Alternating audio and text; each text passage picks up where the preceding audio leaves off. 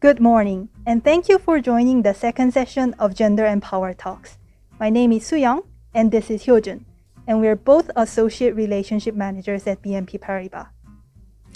Gender and Power Talks is jointly organized by BNP Paribas, Korean-German Chamber of Commerce, and Shin and Kim. We are holding these events to promote gender equality in the workplace.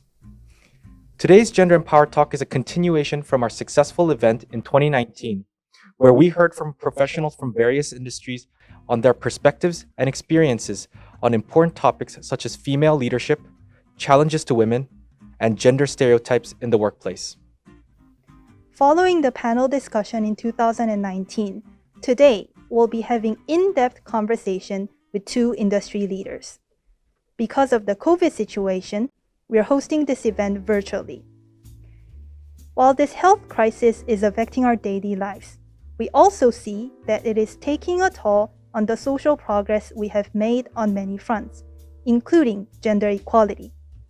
And for this reason, we believe it is ever more appropriate and timely to continue our discussion on gender equality during this pandemic. Today's event will be split into two segments. For the first segment, Barbara Jolman, the President and CEO of KGCCI, will be having a discussion with Philippe Noirot, who is the head of territory for BNP Paribas Korea on various topics related to ESG and gender equality. Please note you can send us any questions you have through the chat box on your screen. We will try to get to your questions during the Q&A session at the very end. Now, please welcome Philippe and Barbara. Yeah, good morning, Philippe, and good morning, our audience virtually. Good morning. Good to see you here, and I'm glad that we can continue the discussion on gender equality, this time with a focus on the workplace. It's really a good initiative that BNP started the Gender and Power Talk series in 2019, and even the pandemic didn't stop us to do a follow-up to this. Right.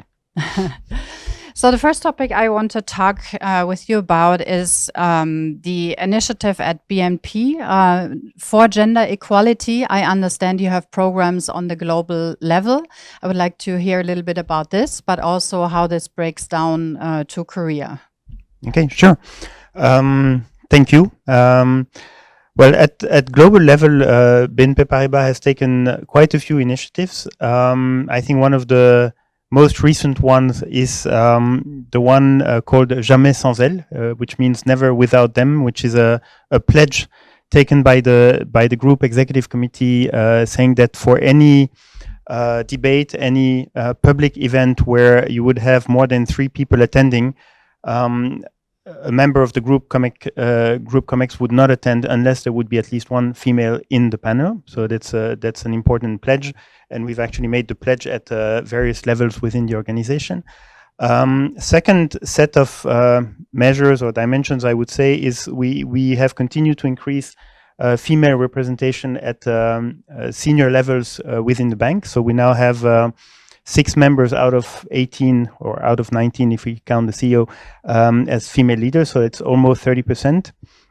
And do you plan to increase some more? We do plan to increase. Actually, we have a commitment by our group CEO Jean-Laurent Bonafé to increase it to about 40%, at least 40% by 2025. And if I remember, when I joined BNP Paribas a long time ago, 10, 12 years ago, if my memory is correct, we only had one female member of the group executive committee. So I think it's really going in the right direction.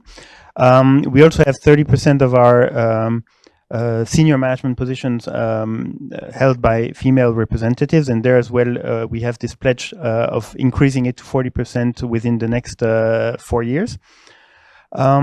We've allocated 2 billion euros in Europe, but also across the world for female entrepreneur projects. So it's also a pledge to support female entrepreneurs' development. And we've also, and that's more in APAC, we've also increased the paid maternity leave to 14 weeks. So we've taken quite a few measures globally in APAC. I would say at local level, we've also taken quite a few steps. First of all, we really look carefully already now for many years at the gender equality or gender bias in looking at compensation, looking at promotion, looking at talents, and so we are really trying to make sure that that we don't go through a gender discrimination or gender bias.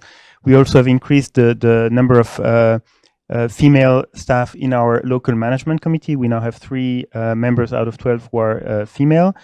Obviously, we have Mixity, which is our, let's say, umbrella program, if I can say, both at local level and at APAC and global level, which encompasses a lot of initiatives. It's under Mixity that we're doing this program today, and we're doing a few other initiatives at that level. So we are trying to be consistent, and we're trying to take these steps, year after year, month after month, and trying to go in this direction.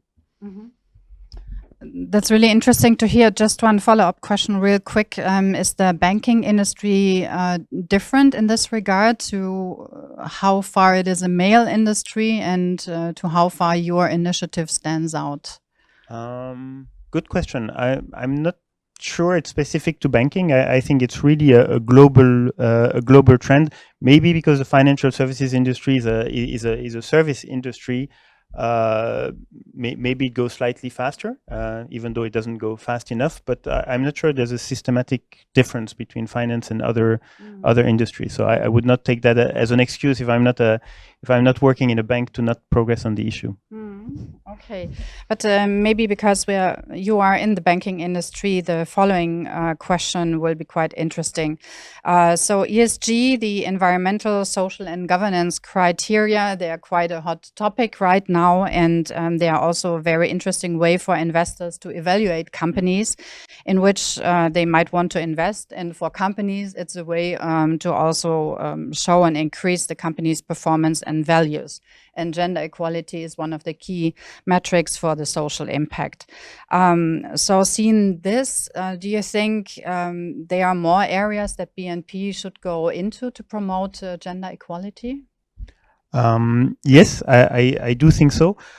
First of all, just a note on ESG itself. I mean, ESG, environmental, social, governance framework is really a framework whereby companies, and including BNP Paribas, which takes the topic very seriously, look at the company not just as a, I would say, shareholder value maximization enterprise, but also look at our position in society, how we impact our environment, hopefully positively, also on the social aspect. So again, trying to also practice what we preach and looking at areas where we can improve for the company as a whole.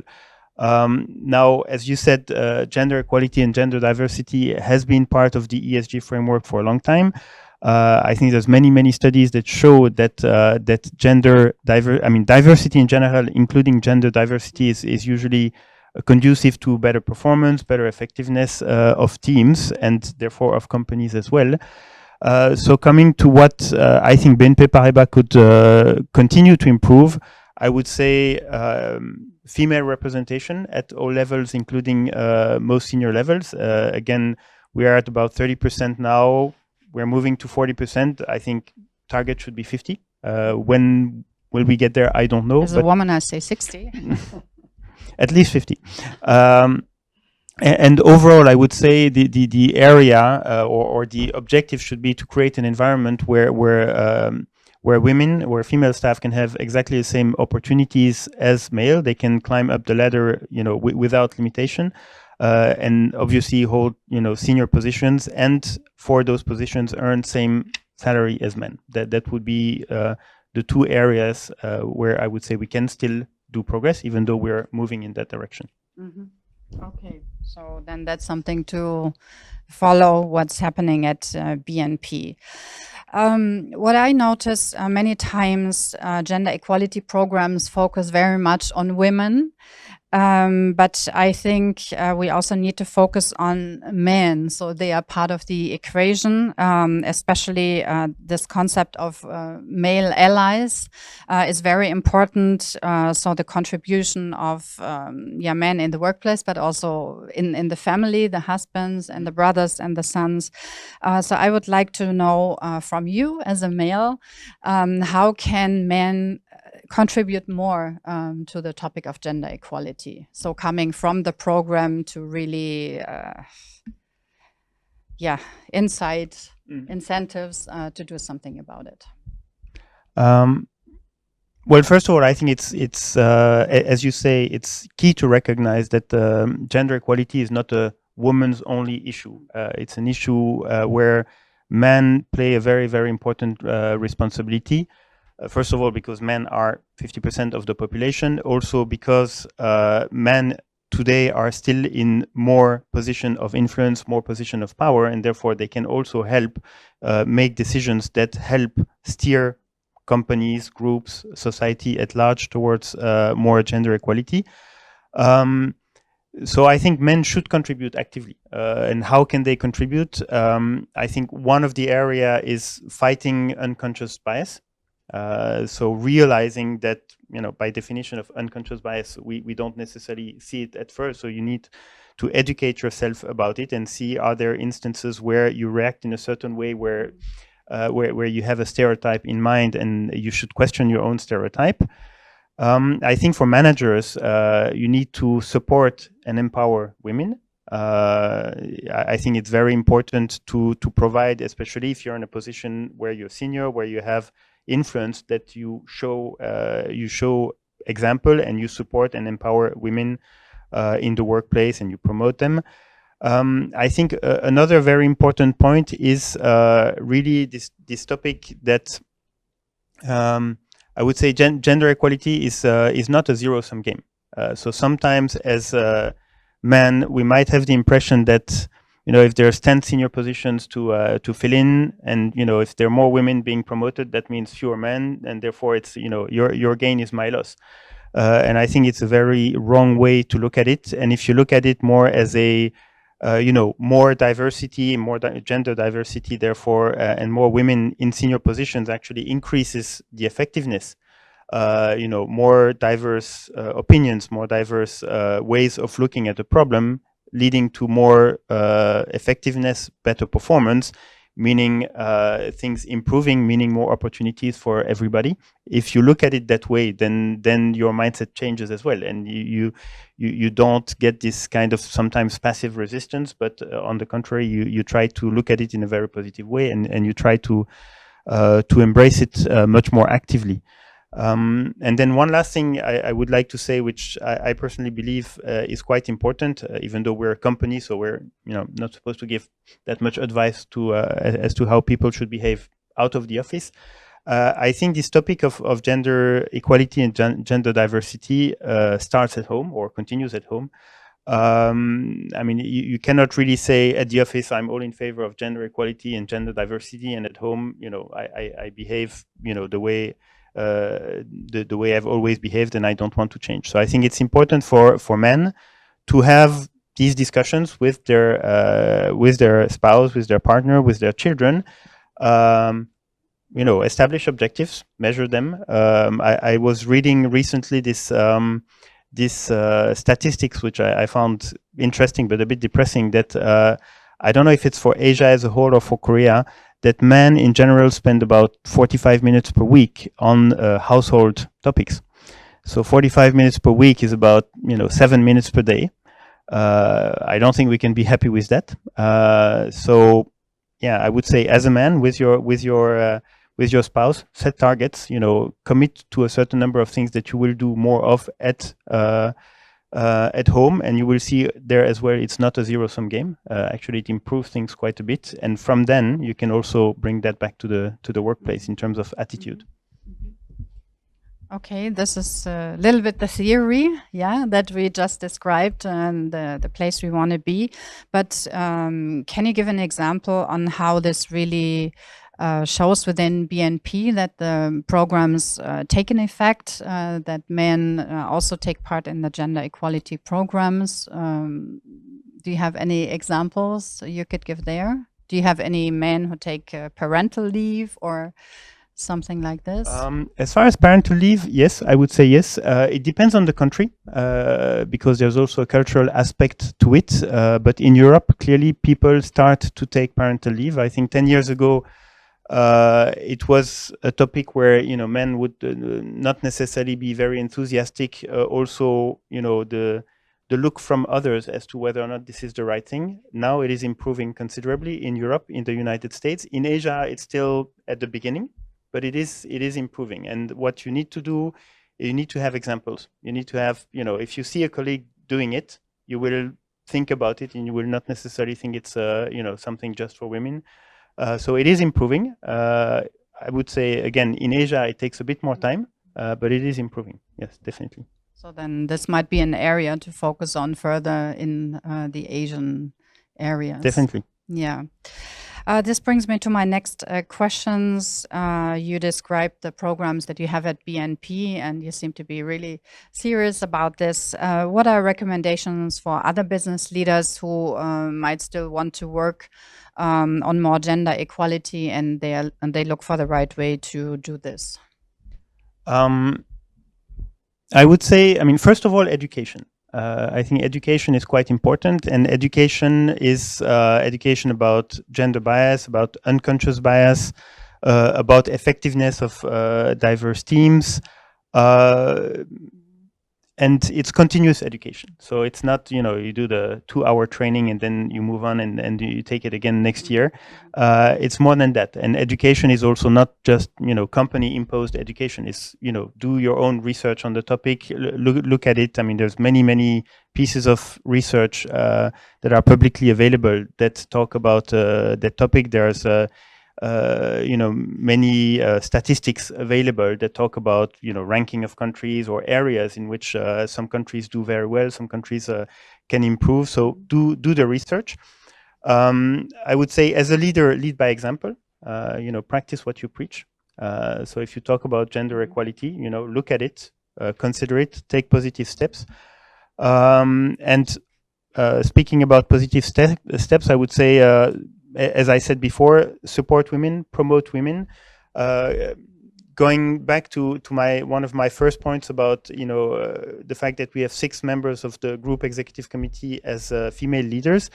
Not only do I find it impressive, even though it's not enough, but it's impressive compared to where we were 10 years ago, and also considering the momentum and the dynamics. And also, if you look at those 6 female leaders, 4 of them are actually leading businesses. The head of our French retail business, which is BNP Paribas' largest business, is a woman. The head of our Italian business is a woman. The head of our personal finance business is a woman. These are all multi-billion euro businesses. And so, progressively, by looking at it and by promoting women, I think we can get to a situation where also people recognize it as natural. They don't look at it as, you're doing it because you've kind of made this public commitment, so therefore you have to act. Maybe when you promote the first female staff, maybe that's an impression you might get. But if you continue, if you practice what you preach, I think people will then start to believe. And I'm a big proponent, of targets. Including actually quotas for female in senior teams, in group executive committee, as a transitory measure. I think it has shown to work. I don't like the concept per se, but I think it's a good way to get to where we want to be. And once we are there, we won't need the quotas anymore. But I think it's a good incentive, and it's a good target, and you can measure against those targets. Yeah, definitely. I agree. So it will take a while until it really happens naturally. So until then, we have to use measures like the quotas and others. Maybe to lead into the last question and also then into the next session. At the Korean German Chamber, we have a mentorship program, the youre group, in order to help females in the workplace to accelerate their career plans and also get advice on questions like work-life balance and the balancing out between male and female. And many times we hear from our mentees, they think leaders like you or Jean Desambre, who is speaking next, they were born as leaders. Yeah, you came to the world and you were already a leader without any hardship or much thought about it. But I think the reality is, for everyone, it's a very personal journey that you go through. And I would like you to share some experiences or recommendations. What would you say to female talents who want to move up the career ladder, but maybe don't know how or don't think they are qualified?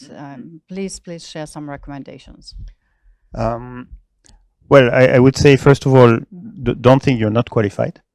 I think all the studies show as well that female education, I mean, take Korea, female education, same level as male education, women tend to perform better in tests than men in pretty much all aspects, including math and science. I would say look up in the sense there's never been as many female leaders in the world as we have today. So we can look at the glass half empty or half full. I mean, obviously, this is not a reason to stop. This is a reason to continue. But if you look at, first female vice president of the United States, obviously Angela Merkel as Chancellor of Germany, Jacinta Ardern in New Zealand, Greta Thunberg, which by the way means that you don't need to be 50 or 60 or whatever to be a leader. Good point. So look up and believe. So first thing is believe in yourself.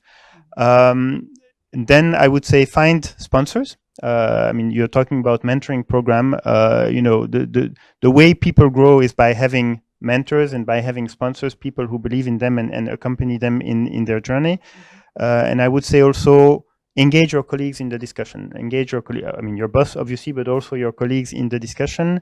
And equally engage at home your partner in the discussion, because it's also part of the, you're talking about work-life balance, but also, for women, it's not necessarily work-life balance. It's professional work and then household work, and then if there's any time left, a little bit of life balance. So engaging your partner in the discussion, then you can unlock some areas where you can do. You can perform, you can excel, and you can climb up the ladder, as you say. Mm-hmm.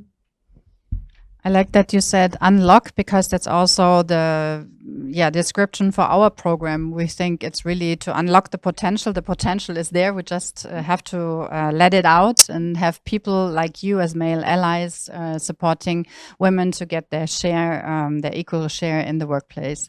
Thank you very much for this interview. And I would like to talk more, but we have the next session coming up. So thank you very much again, also to your team supporting the setting of this event today. Thank you. Thank you, Barbara Philipp, for the insightful conversation. Now we'll have a short break before our second session.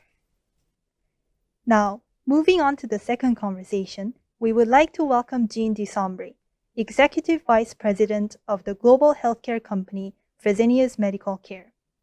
She'll be interviewed by Peter Kim, who is a senior foreign attorney at Shin & Kim and who also participated in our first event of the Gender and Power series.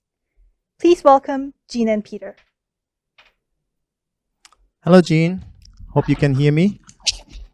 Yes, hi, Peter. Okay, just for the audience, you're not in Korea, so that's why we might have a delay of a few seconds. So I apologize upfront for that. And it's my great honor to interview you today. So you're responsible for almost all of Asia. I will mention like Korea, Japan, Singapore, Australia, New Zealand, and you're right now in Bangkok. That's why we have a short delay. I hope that will go through.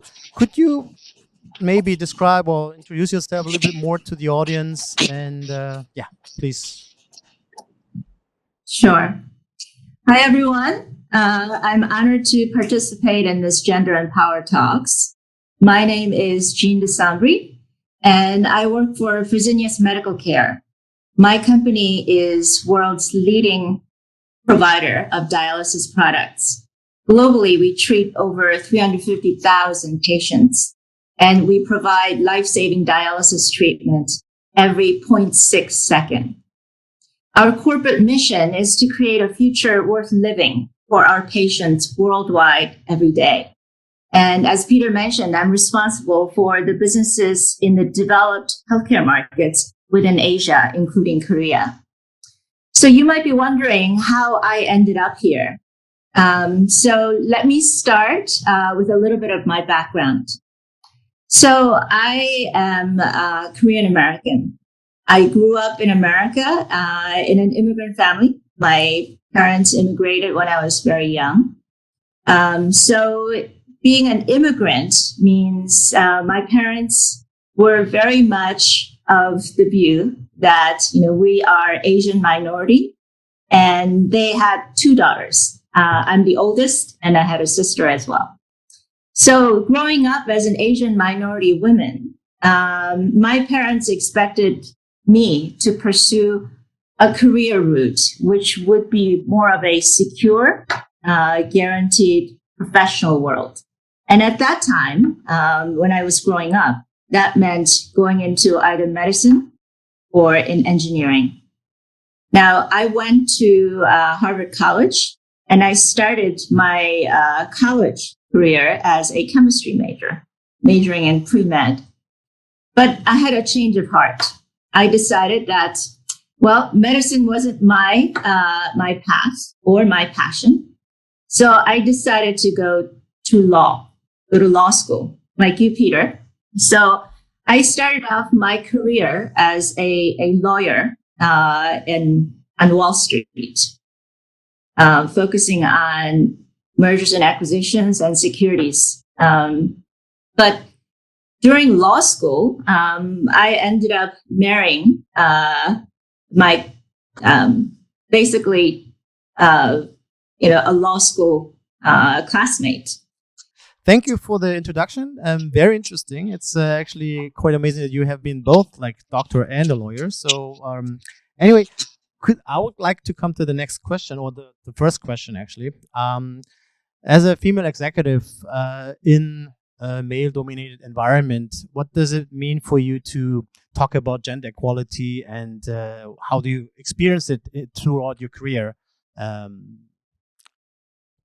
Please. Yeah, that's an interesting question. I guess in general, personally, I don't really think in terms of my gender when it comes to my work or career.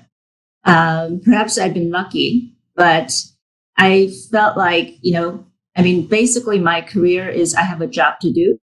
And as long as I do it well, I could move up the ladder. And I think it's useful to think in terms of non-gender terms, because once you start thinking about, okay, I'm a woman, and therefore, what can the world do for me? That opens up a whole, that exposes you to prejudices and all sorts of other things, which I don't like to think about. What I generally tell my mentees, I mentor both men and women in career and leadership, is that you need to think of yourself as a person and your values and your priorities. And that's the most important thing. And in terms of gender equality, I do believe that the equal opportunity is very important. But how do you get there? We're not quite there yet. Is really to prove to the world that you are as good, if not better, than men or any other counterparts. Because if you start thinking about yourself or your career as, okay, I'm a woman, and how can I develop my career? I think that's the wrong way of thinking about it. I'm a person, I'm a very capable person. How can I develop my career? Is probably the better way to think about it. And that's how I encourage my mentees to think. I think diversity is important, and in all sorts of contexts, and particularly in this world where, things are changing so rapidly. And even in our industry, in healthcare, we have a lot of women working in our industry. And I think we're one of the more leading industries in terms of gender equality. But there also, what is important is not so much gender, but it's about diversity in thought, in way of thinking, experience base, culture. Those things are more important. And with diversity, I think it really brings resilience and also the path to innovation. Thank you. That's a very good answer. Also, you talked about your industry that is actually with a higher ratio of female workers. But what does it mean? I mean, in your industry, in your particular industry, is it like easier, or is it difficult? But the women are more sophisticated, or what does it mean in your industry to have the equality ratio up? Yeah, that's that's an interesting point. We do have a lot of women working in our industry, but when you look at the very top layer, we're not quite there yet in terms of equality.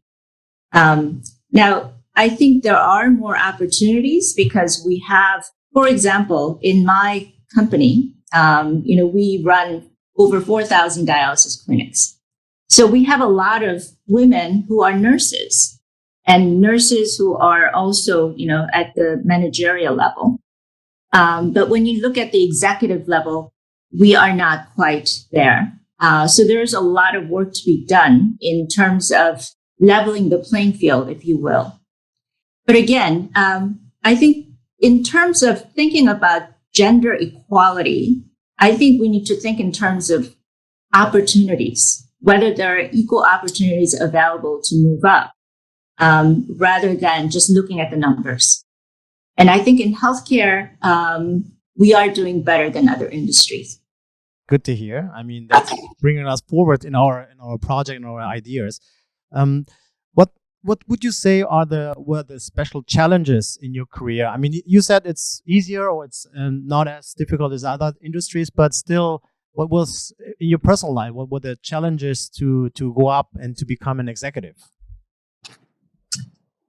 Sure. As you know, Peter, I didn't start out in business in my industry. My tenure in healthcare is about 4 years.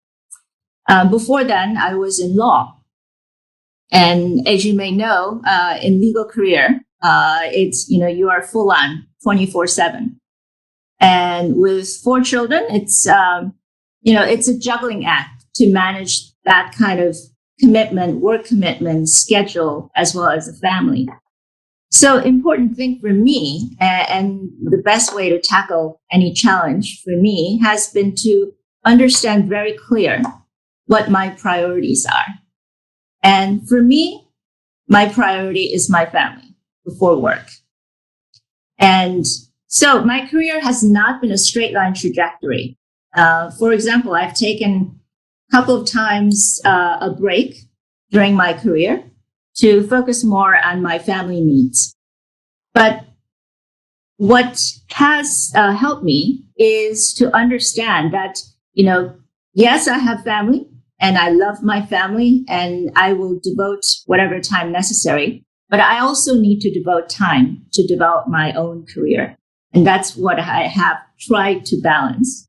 And as long as I'm clear on my priorities, it's always manageable to tackle the challenges. Thank you. Very interesting.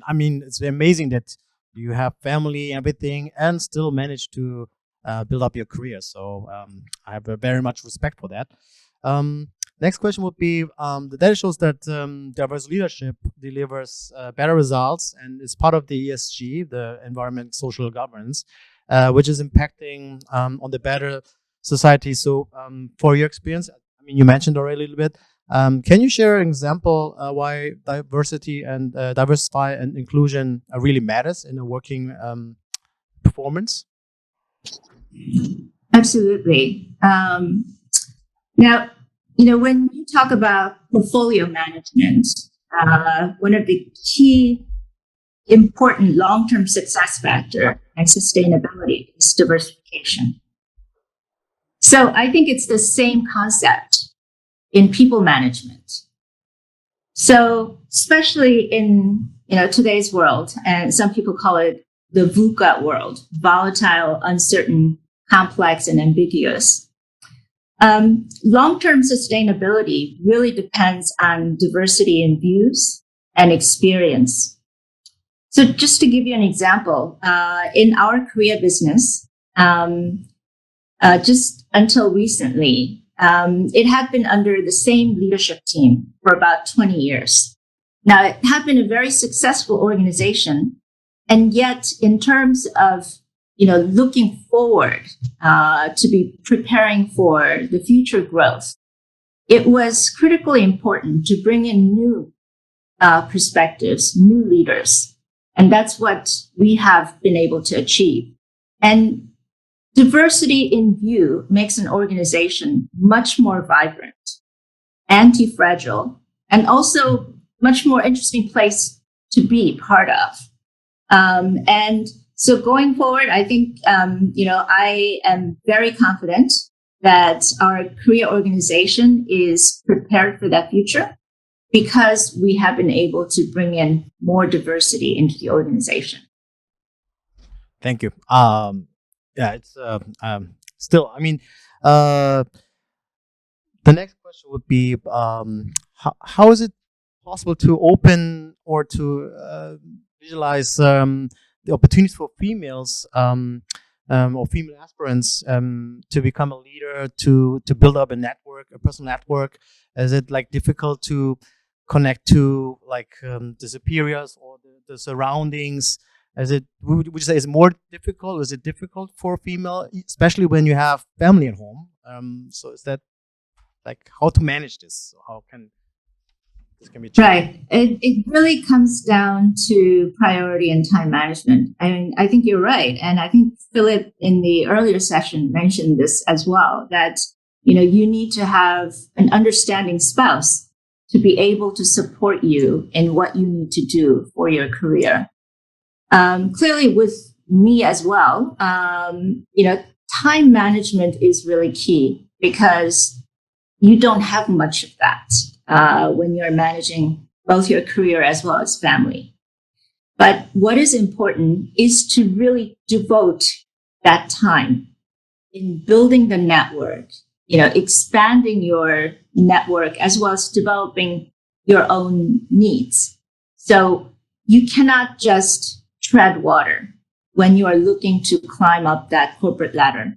You need to develop skills. You need to expand your experience base and also develop that network who could help you as well as to, provide mentorship and so forth. So that time investment is critical in your career development.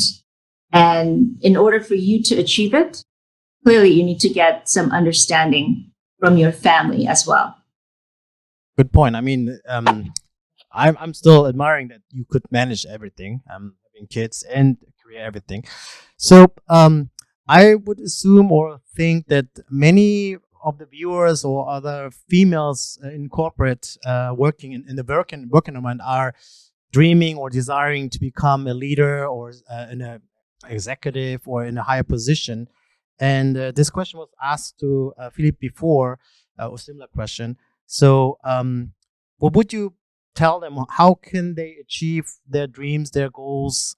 So what is the best way to overcome any kind of prejudice from, let's say, older generations who would think that maybe it's better to have a male executive than a female executive? So could you give us like a guideline or tips from your perspective to become or to make a career in a corporate environment? Sure, I'd be very happy to. Actually, a year ago, I gave a talk on similar topic at AmCham, but it boils down to the way I would put it is you need to empower yourself. So the key is self-empowerment. And I would say there are three critical elements to self-empowerment. First is self-determination. So it's about knowing what you want and pursuing it. But also at the same time, you need to recognize that any decision or action you choose, there's a consequence for that. And that consequence, you cannot transfer or blame on anyone else. So you need to be accountable for it. So regardless of whatever consequence, I am happy with the path that I've chosen, and taking that driver's seat in my life and career has been hugely gratifying and empowering. The second element is self-development.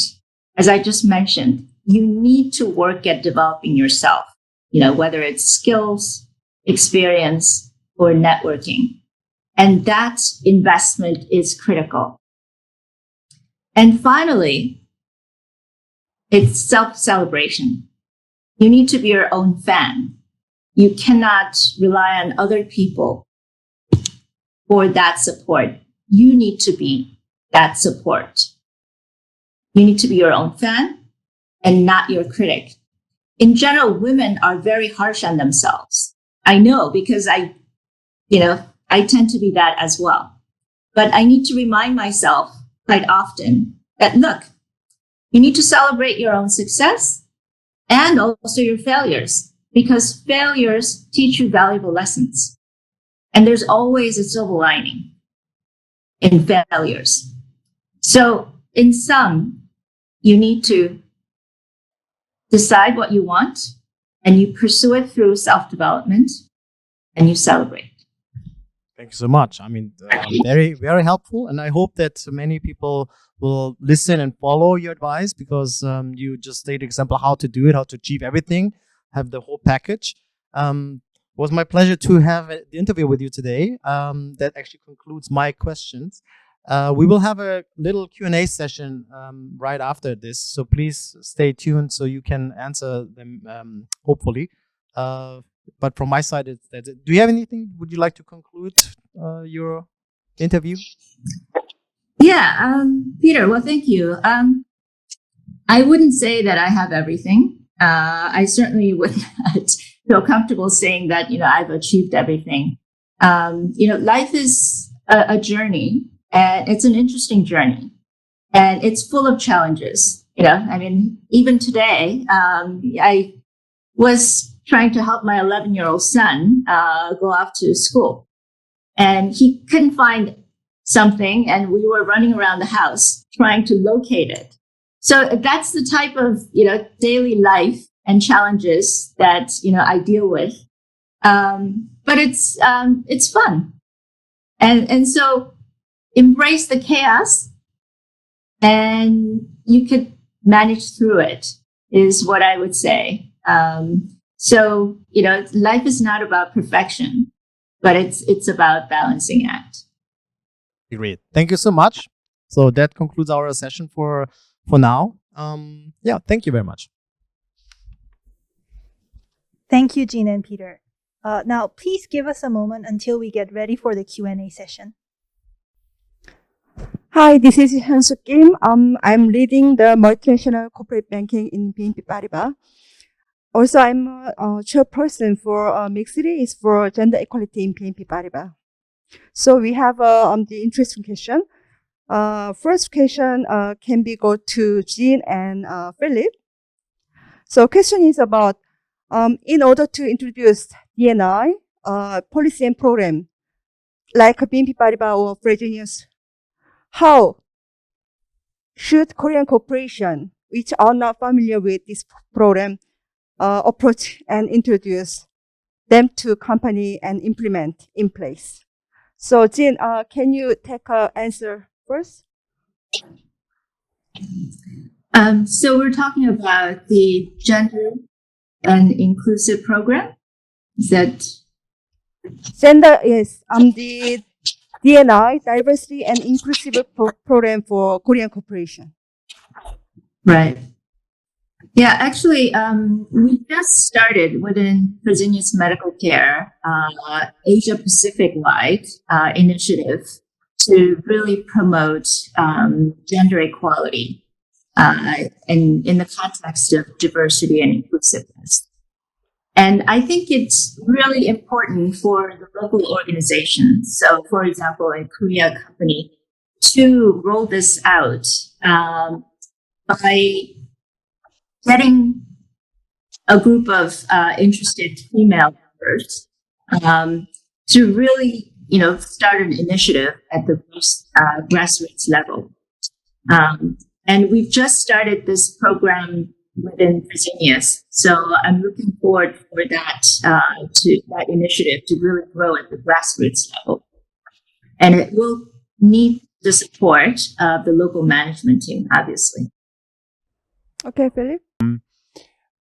Well, I think you need, as Jean said, you need a combination of grassroots efforts and support from the top. So you need to have people, senior male or senior female leaders who believe in the topic and want to progress it. And you need to have also a group of female staff and male staff who also believe in the topic and who are willing to engage in discussions, to engage in starting mentoring program, to engage in having discussion about difficult topics such as female representation at more senior levels, policies that are more favorable or less unfavorable to specific situations that women can encounter, like childbirth and so on and so forth. But I would say, female staff are much more powerful than maybe they believe individually. I mean, I know in banking at BNP Paribas in Korea, 50% of the staff is women. So they have a lot of power. And I think the combination of having these initiatives starting and kind of spreading around, plus senior support, is the right way to work. And I mean, BNP Paribas Korea is, I consider it as a Korean company. Shin and Kim is obviously a Korean company. And you see these sort of things happening. So, you start and then it spreads and then it goes to more companies or more people within the company. And this is how it grows. Oh, thank you. We have a second interesting question. Some men felt is kind of reversed discrimination for this kind of trend. So did you hear about this kind of things? And how did you overcome? How do you overcome?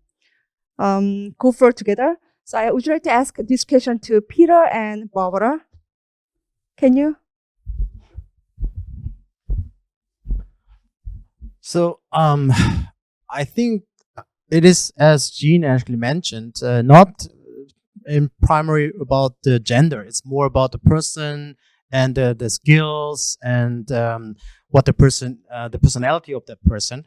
So I would say men who fear the opposite discrimination are maybe insecure that they are not as skilled or not as qualified as the female counterpart. So me personally, in our firm, we actually have a very high percentage of female lawyers, attorneys. And I think that we also determine not, we should hire more females, but we hire the person. So if the person's qualified and the person has certain skills that the male counterpart has not, we will hire definitely the female. So we don't look very precisely at the gender. We will look at the qualification. To overcome certain thing, I think it's generally we should look at, as Jean said, and I totally agree, the qualifications. Of course, if they're both qualified the same, we could look secondary at the gender and say, okay, we should maybe increase the quantity, the ratio of the females. So, but first, I would totally say it's the qualification. Yeah, I've read about feelings like this that men have in the internet, and it was sometimes really appalling what they said. So don't support gender equality. We have enough unemployment. So, well, if people have such negative feelings, that's very hard to combat. But I think Philippe already said you have to educate people more so that you get this gender bias out. And the second thing is, at the moment, the situation is unnatural because we have quotas. So we've put a lot of extra focus on the gender topic, although Jean rightly said it's not about gender. Yeah, it's about diversity and bringing different talents and backgrounds in. So I think for this reason, we have to come more to a more natural situation so that men don't feel crossed out of the equation, and that women come in just naturally because they're looked as at talents and not as a woman or a man. I would particularly like to address Jean, if I may, yeah, because from the experience that I have with females, many people might look at you, Jean, and say, yes, you have it all. You're good looking. You have a fantastic job. You're an executive with a, big responsibility. You have 4 kids. It's all perfect. But this is not me and doesn't apply to me. You are Korean American, but here in Korea, my situation is totally different. So I cannot draw any conclusions from what you said. Could you address this factor a little bit more? Because this feeling, somebody has the perfect life or perfect situation, but it doesn't apply to me. So my situation is still dire and I don't know how to move on. Please give some more advice into this direction. Sure. As I said, my life is not perfect. It's never been. It really takes a lot of hard work, regardless where you are. And it's not about, you being a woman. It's, as I said, it's about knowing yourself and what you want to do, whether you're in Korea or, in America or anywhere else. I think it really needs to boil down to what you want and what you want to pursue. Because we all have choices and we make those choices ourselves, for various reasons. I mean, some people may make choices because it's recommended to them. Some people may make choices because it's sort of what other people do, or it's, that's the path. But what I would say is you need to make your own choices and follow your heart. And then you will not have any regrets. People may say I have it all. That's not true. What I have came at a price as well. I think I mentioned already that I had taken time off twice. So, had I not done so, I may be at a different place. But right now, I'm very happy at where I am. And I was lucky that, after 2 breaks, I was able to, restart my career. And that also was my choice. And I had to work very hard at it. But having a family is also a choice in itself. I ended up having 4 children. So it took a lot of time, and it still does. But it's really a balancing act. And, there's nothing special about me. Anyone could do it, but you need to follow your heart and really know what you want to do. Eugene, I think we need to have a last question. So this question to Philip and Jean. Do you have any experience in case of difference in behavior in male, female, and any advice for female colleague to act in specific way? So, Philip, would you like to take first? Yes. Interesting question. I have many experiences of many people reacting to the same situation in very different ways. I'm not sure I have, a specific or systematic situation where a female would respond to a situation in a different way than a man. Maybe sometimes still we might have situations where female staff believe that if they work very, very hard, people will notice, and therefore they will get promoted, and therefore they don't do their own self-promotion enough, which men are usually very good at doing. I mean, besides what Jean already said, which is, make your own choices, and live with the kind of trade-offs that you make.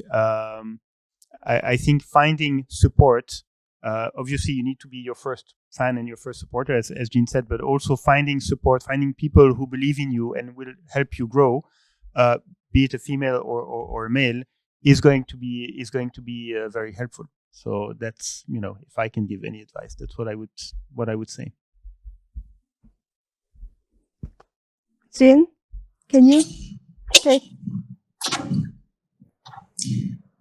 Yeah, I mean, of course, there are many instances where, men and women have, different attitudes and different reactions to the same thing. But I would say that in general, it's much better to transcend that kind of, gender disparity or a perception of gender disparity. Just to give you an example, I don't know whether this is apropos, but my name is Jean Desambry. That's how I would spell it and pronounce it. But in French, as Philip may know, it's Jean de Song, because it's a French last name together with Jean pronunciation as John, which is John equivalent in English. Many times I was mistaken as a Frenchman. And then, they are fully expecting a French male to show up, and I show up, Asian female, and people get very surprised. But, very soon I could overcome that, prejudice, because the way I act, I'm very confident, open, engaging. And so I could overcome that kind of initial shock or prejudice. And I think that's the best way to handle that kind of, the gap or the disparity is don't worry about gender differences. Just be yourself. Thank you. We have a more question, but, we have a time limit. So maybe we can ask a question by email, and then we will try to share the answer after this session. Is that okay? Thank you. Thank you all. I ask myself, how should we live now, and how should we prepare for the future? We are standing between the COVID-19 situation and future new challenge after COVID. Our life changed a lot, not only for emergency of untact situation, but also new theme like decentralization or ESG, environmental social governance, which are coming to our life much more and much faster ever. The shared value behind all that is the driver to enrich our life. And the gender equality is now becoming a powerful ingredient to make our life richer and better. It is not serious topic. As Philip mentioned, that it is positive sum on, and it is for sustainability, like the G shared. So it is fun topic actually, which is good to our life, our colleague in the workplace, and our family and our friends in the life. So that's why we BNP Paribas are strengthening the commitment year by year. And today's session is the one of life example, which can happen thanks to all dedication and time. I hope many of you enjoyed, which I did. And if you enjoyed and if you inspired in some way, now is your turn.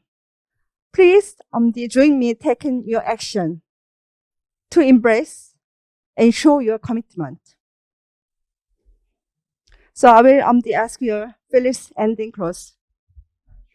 First of all, I would like to thank all the panelists, Barbara, Jean, Peter. And by the way, Jean, I think your example on your name is a fantastic example of unconscious bias. So I will keep that in mind.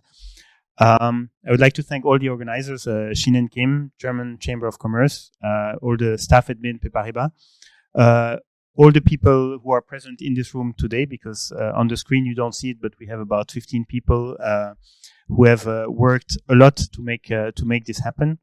So thank you to all.